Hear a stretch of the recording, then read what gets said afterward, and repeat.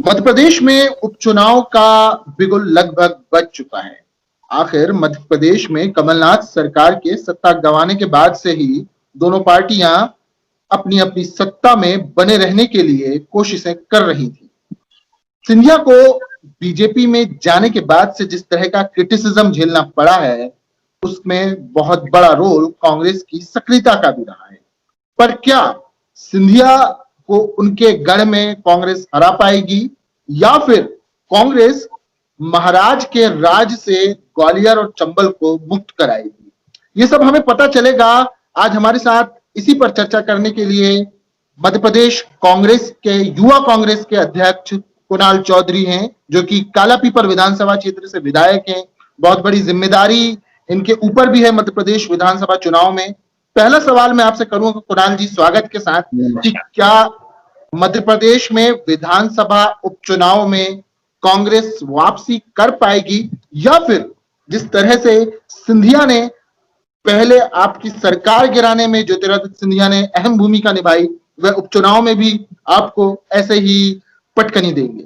क्या है आपका जवाब? सीधी स्थिति 27 की 27 सीटें कांग्रेस पार्टी जीतेगी और पूरी तरीके से सरकार बनाएगी। गद्दारी करके पिछले दरवाजे से जिन्होंने सरकार बनाई है वो ज्यादा दिन नहीं टिक पाई, क्योंकि जनता को मालूम है कि ये खरीदे हुए जनादेश की बिगर पैर की सरकार है और इसे उखाड़ने के लिए सब जनता कृत संकल्पित। ये चुनाव जनता के बीच का, उन गद्दारों के बीच का। जनता ने जनादेश कांग्रेस को दिया था और इन्होंने जनादेश को बेचा, मुझे नहीं लगता कि जनता उनके साथ कहीं भी जाएगी। कुणाल जी, आप कह रहे हैं कि जनता इनकी गद्दारी का सबक इन्हें सिखाएगी, पर सवाल ये भी उठता है कि जो नए विधायक हैं, अगर उनको कांग्रेस के टिकट पे जनता जिता के भेजती है, क्या पता कल को वो बिक जाएं? क्योंकि कांग्रेस के विधायक हाल ही में कई प्रदेशों में देखा गया है कि उन्हें लगता नहीं है कि मतलब ऐसा ऑफर मिला और चले जाते हैं। लोग तो ये भी कह रहे हैं कि बीजेपी में रहने में लोगों की इतनी पूछ परख नहीं होती, इतनी कांग्रेस में रहने के बाद होती है। 35-35 करोड़ के ऑफर होते हैं। देखिए, इस प्रदेश के लोकतंत्र को बेचने खरीदने का जो खेल शुरू किया है, मुझे लगता है जनता इस बात से समझदार है और विधायक भी सब लोग बिकाऊ हों ये जरूरी नहीं है। कुछ हैं, कुछ लोगों ने करा है, तो ये कहीं ना कहीं कलंक विधायकों पे लगा है। स्पष्ट है कि जनता अपने वोट से सींचती है, वोट से चुनती है, और उसे बेचने का जो लोग कलंकित करते हैं, कहीं ना कहीं वो अपने जमीर को बेचते हैं, जनता के जनादेश को बेचते हैं, जनता के वोटों को बेचते हैं, कार्यकर्ता की मेहनत को बेचते हैं। तो हर व्यक्ति बिकाऊ हो ये जरूरी नहीं है। पर सही बात ये भी है कि आपकी बात से भी मैं सहमत हूं कि कई विधायक बने जिनने अपने जमीर को बेच दिया। जिस पार्टी की रीति नीति पे, जिस कार्यकर्ता की मेहनत पे बने, उनकी मेहनत को बेच दिया। कहीं ना कहीं ये विधायकों पे सवाल उठता है। पर आप निश्चिंत रहें, कोई भी अब स्थिति नहीं बनेगी। आप पूरे तरीके से कांग्रेस पार्टी की सरकार बनेगी और जनता ने भी देख लिया, विधायकों ने भी देख लिया कि कितनी बेहतर सरकार चल रही थी और किन परिस्थितियों में आज की सरकार चल रही है। आपने एक कल ही हमने देखा कि आपने युवा कांग्रेस के बैनर पे मध्य प्रदेश में एक अभियान की शुरुआत की, सिंहासन छोड़ो और रोजगार। मैं जानना चाहूंगा कि आखिर चुनाव के समय ही मध्य प्रदेश में यह एक आंदोलन शुरू हुआ, जबकि इस आंदोलन की शुरुआत बहुत पहले हो जानी चाहिए थी, जब पूरे देश में बेरोजगारी 40 साल के न्यूनतम स्तर पर थी, मतलब या उच्चतम स्तर में थी बेरोजगारी, तब ये शुरुआत होनी चाहिए। कहीं आप लोग देरी नहीं कर रहे हैं? लेट क्यों हो गए? मैं पहली बात आपको बताऊं, मध्य प्रदेश की स्थिति उलट थी। पूरे देश में जहां बेरोजगारी दर बढ़ रही थी, वहीं मध्य प्रदेश में कम हो रही थी। जब कमलनाथ जी मध्य प्रदेश में सरकार में थे, तब जो 8% बेरोजगारी दर थी, वो कम होते होते 2.2 बेरोजगारी दर आ चुकी थी। फिर जब से शिवराज जी आए, इसको बढ़ा के इन्होंने 28% कर दिया। कोविड के अंदर इस तरह के आंदोलन प्रदर्शन की। पर अब जब हद हो चुकी है कि सरकार अपने कान पे जू नहीं रेंग रही है, सरकारी नौकरियों को बंद कर रही है, लोगों को आरक्षण को खत्म कर रही है, लोगों के अधिकारों को खत्म करने का काम कर रही है, तो जनता के लिए जागना पड़ा। और स्पष्ट है कि कहीं ना कहीं रोजगार तो सियासन छोड़ो, क्योंकि लगातार प्रदेश में सबसे बड़ी खूबी इस देश में कि सबसे बड़े नौजवानों का देश है, पर सबसे बड़ी चुनौती है कि उन्हें रोजगार कैसे दे। आप संस्थाएं बंद करे जा रहे हो, पब्लिक सेक्टर को बेचे जा रहे हो, रेल को आप प्राइवेटाइजेशन करते जा रहे हो। जहां रोजगार आप सृजन करने की स्थिति बनाना चाहते थे, वो सर्विस सेक्टर को खत्म करो और आप प्राइवेटाइज। सिर्फ सरकार की मंशा कैसे है, कैसे औने पौने दाम पे बैठ के जनता के धन का लूट सके, तो लूट करके कहीं ना कहीं अपने चंद उद्योगपति मित्रों को देने का एक काम करे। अगर आपकी सरकार मान लीजिए वापस आ जाती है, तो क्या करेंगे मतलब रोजगार देने के लिए? देखिए, सबसे बड़ी रोजगार की व्यवस्था होती है डिमांड और सप्लाई के ऊपर, और कहीं न कहीं जिस सर्विस सेक्टर में लोग लगते हैं, हमने उसकी एक अलग रूपरेखा तैयार कर रही थी कि कमलनाथ जी इस हिंदुस्तान के सबसे अनुभवी नेता, जिनका एक बड़ा वैश्विक अनुभव है, जिनके एक अपने वैश्विक संबंध है, और उन्हीं के माध्यमों से इन्वेस्टर समिट्स के माध्यम से नए-नए उद्योगों के लाने का काम कर रहे थे। मध्य प्रदेश के युवा ने पहली बार सोचा था कि कोई मुख्यमंत्री मिला है जो वर्ल्ड इकोनॉमिक फोरम में बैठ के मध्य प्रदेश के युवाओं के रोजगार की बात करता है। पहली बार वर्ल्ड इकोनॉमिक फोरम में मध्य प्रदेश का बैनर लगने का काम हुआ, तो कहीं ना कहीं एक अलग अवसर तलाशे जा रहे थे, अलग आर्थिक गतिविधियां हो रही थी, बड़े बड़े अच्छा, इवेंट्स हो रहे थे। आपका आईफा जैसा इवेंट्स आ रहा था, तो कई इवेंट्स आ रहे थे जिनके माध्यम से आर्थिक गतिविधि बढ़ती, और उन्हीं गतिविधियों के माध्यम से प्रदेश में रोजगार की व्यवस्था करने की हमने व्यवस्था आपने करी। आपने कहा कि कमलनाथ जी की सरकार के समय जो 18 महीने की सरकार रही, रोजगार के लिए कार्य हो रहे थे। आपके इस सरकार के रहते में बहुत से कांग्रेस के कार्यकर्ताओं की एक शिकायत रही थी कि जो युवाओं को जो आपने एक योजना शुरू करने वाले थे, बेरोजगारी भत्ता वगैरह ये सब इसके संबंध में, कांग्रेस ही नहीं बहुत से लोगों का कहना था, लोगों का कहना था कहाँ है, हमें देखा नहीं। देखिए, हमने कहा था कि रोजगार देंगे और नहीं दे पाए तो हम बेरोजगारी भत्ता व्यवस्था करेंगे। हमने युवा स्वाभिमान के माध्यम से, शहरों में युवा स्वाभिमान के माध्यम से नए-नए लोगों को रोजगार की व्यवस्था करना सुनिश्चित करा था, और धीरे-धीरे इसकी शुरुआत करी थी। और ये हमारा वचन पत्र 5 साल का था। धीरे-धीरे हर चीज की, आपने कहा पेंशन हमने 1000 कही थी तो उसको 600 कर दिया था, हम 400 बढ़ाने वाले थे। हमने बेटियों की शादी के 51,000 कर दिए थे, रामपंथ गमन के प्रोग्राम हमने शुरू कर दिए थे, काम शुरू कर दिए थे, माफिया के खिलाफ अभियान करा था, किसान को कर्जा माफ करा था। हर वर्ग के लिए जो काम चल रहे थे।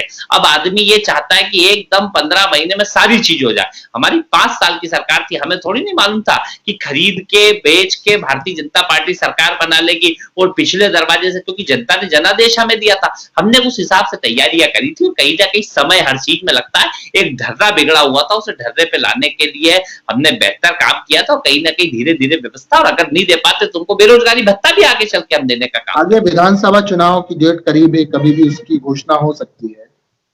प्रदेश की जनता जहां उपचुनाव होने वाले हैं, वो आपको वोट क्यों दे? देखिए, वो 15 महीने वर्सेस 15 साल को कंपेयर करें कि 15 साल में हुआ क्या। इस 15 साल में प्रदेश में माफिया राज पनपा, शिक्षकों की स्थिति गंभीर हुई, अस्पतालों की स्थिति गंभीर हुई, लूट सके तो लूट योजना चली। इस 15 महीने में चाहे गरीब की पेंशन, आप अपने घर का बिल देखिएगा, मध्यम वर्ग का बिल देखिएगा, जो 100 रुपए 100 यूनिट बिजली था, पूरे हिंदुस्तान मध्य प्रदेश के अंदर 1.25 करोड़ परिवारों को उससे लाभ पहुंचता था। आपने उस योजना को बंद करने का काम कर, बेटियों की शादी में डायरेक्ट 51,000 रुपए पहुंचते थे, उसे आप वापस 28 कर रहे हो, उसमें से भी आधी नकली चांदी बर्तन दोगे और 10-12 हजार नकद दोगे। हमने जो जो चीजें कही, गाय पे बीजेपी ने सिर्फ राजनीति करी, लोगों को डंडे मारे। हमने हजारों गौशालाएं बनाने का काम करा, उनके लिए बजट हमने जो 20 रुपए रोज एक गाय पे रखा था, उसे घटा के 1 रुपए 60 पैसे करने का काम कर दिया। हमने जो एक बड़ी परिकल्पना देखी थी कि बड़ा विकास की सोच, क्योंकि आप जब भी आपको बढ़ाना है तो डिमांड और सप्लाई पर, डिमांड कब होगी जब आप मध्यम वर्ग के लोगों के पास पैसा होगा तो डिमांड बढ़ेगी, सप्लाई के लिए बड़ी बड़ी इंडस्ट्रियों की चेन लगेगी। तो दोनों चीजों पे जो काम कर रहा था वो कांग्रेस पार्टी में चल रहा था, पर भारतीय जनता पार्टी ने उस काम को खत्म करते हुए सिर्फ कैसे हम चुनाव जीते, चुनाव में पूरी ताकत लगाते किए और मध्य प्रदेश की जनता के जनादेश को बर्बाद कर। अच्छा, एक सवाल जो उठता है बहुत ज्यादा कि मध्य प्रदेश में जब ऐसे हालात का आपको अंदाजा था कि सरकार गिर सकती है, लोग विधायक टूट सकते हैं, तब उन्हें रोकने की कोशिश क्यों नहीं की गई? अब हम जनादेश में अगर किसी को बेचना, खरीदना, खुद को अपना जमीर ही बेचना है तो उसका क्या करा जा सकता है? हर तरीके से, किस तरीके हम क्या खरीद फरोख्त करते, क्या करना चाहिए था?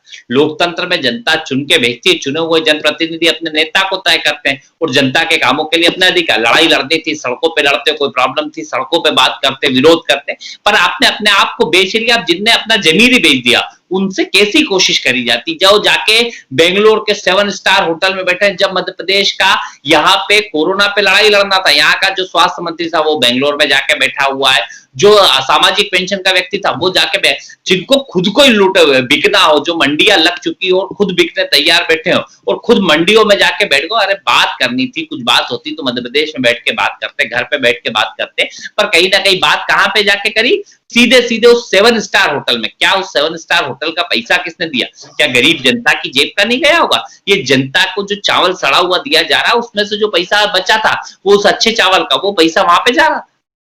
अभी हमने देखा कि आपकी कुछ तस्वीरें आई थी सोशल मीडिया में, आप बाढ़ प्रभावित क्षेत्रों में घूम रहे थे, आपके विधानसभा क्षेत्र में और अलग अलग क्षेत्रों में।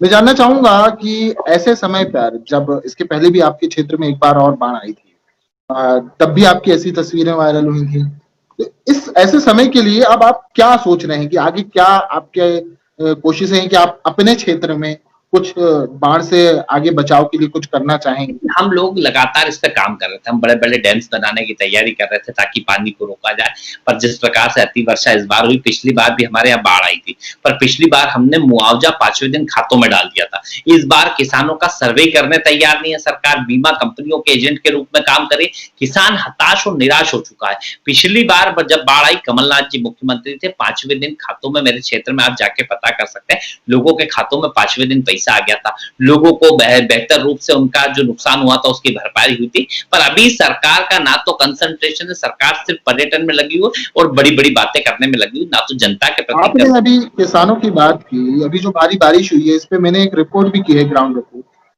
देखा कि किस तरह से किसानों के अलग-अलग क्षेत्रों में, अलग-अलग जगह में अलग-अलग तरह की फसलें बर्बाद हुई हैं। जब बाढ़ आई तो आप जिस तरह की बात कर रहे हैं कि आपकी सरकार थी तो आप लोगों ने उनका 5 दिन में उनके लिए उनको राहत राशि पहुंचाई थी। फिलहाल जब आपकी सरकार नहीं है, तब आप लोग क्या कोशिशें कर रहे हैं? क्या आप जनता की आवाज उठा रहे हैं?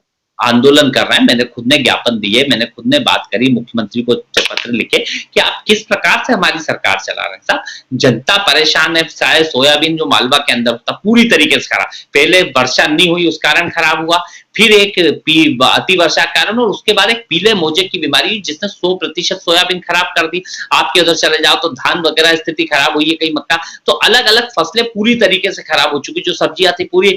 आज किसान के आप सर्वे के नाम पे सर्वे शुरू नहीं करो। पिछली बार कमलनाथ जी ने जब पहले दिन देखा, सीधे कहा कोई सर्वे की जरूरत नहीं, मैं आपको रोकूंगा। और मुख्यमंत्री उतरे, एक खेत में उतरे, तब तो उम्मीद थी किसानों को कि 40,000 रुपए हेक्टेयर के मुआवजे की बात करेंगे। उस देवास के खेत पे उतर के कहते हैं कि बीमा आएगा। वो बीमा कौन सा जो पिछली बार बीमे की बात कर रहा था कि इसके पहले भी किसानों की एक बड़ी डिमांड रही है कि बीमा राशि उन्हें नहीं मिल पाती है, या बीमा राशि के नाम पे बहुत बड़ा खेल चल रहा है। तब आपकी सरकार थी, तब हो या अभी हो, क्या बीमा राशि किसानों को मिल पाएगी या फिर उद्योगपति इसका फायदा उठाते रहेंगे? जो बार का बीमा हमने करवाया था, हमने बेहतर सर्वे कराया था, तो लगभग 4,500 करोड़ रुपए मध्य प्रदेश को आ रहा है, जो पिछली बार का, जिसको शिवराज जी बता रहे थे 6-7 तारीख को डलने वाला है और बोले मैं डालूंगा, ये नहीं डाल रहे हैं। ये पिछली सरकार में कमलनाथ जी ने बेहतर सर्वे कराया था, मेरे ही क्षेत्र में लगभग शाजापुर जिले में 410 करोड़ का बीमा आ रहा है, अब उसे ही अपना बनाने में लगे। इस बार बीमा कंपनी के साथ ऐसी साठगांठ करी है, 3 कंपनियों को रिजेक्ट करा गया, फिर चौथी कंपनी करी गई, 29 को उसका लेटर निकाला गया, 28 की बैक डेट में, और 31 तारीख आखिरी डेट रखी। जो अऋणी किसान है वो अपना बीमा ही नहीं करवा पा रहा है, सरकार का अंश ले लेंगे और फिर कहेंगे कि किसान अपना बीमा नहीं करवाया। स्पष्ट है बीजेपी की बड़ी साठगांठ बीमा माफियाओं से, और जो माफिया राज बीजेपी के राज में चल रहा है, इन्हीं ने मिलकर मध्य प्रदेश में कांग्रेस की सरकार गिराने में एक बड़ी भूमिका निभाई। बहुत बहुत शुक्रिया कुणाल जी हमसे बात करने के लिए। बस आखिरी आपका कमेंट चाहूंगा, उसके बाद हम चाहेंगे इस वार्ता को हम खत्म करें। मध्य प्रदेश में आगामी उपचुनाव में आप लोग किस मैसेज के साथ उतरने जा रहे हैं?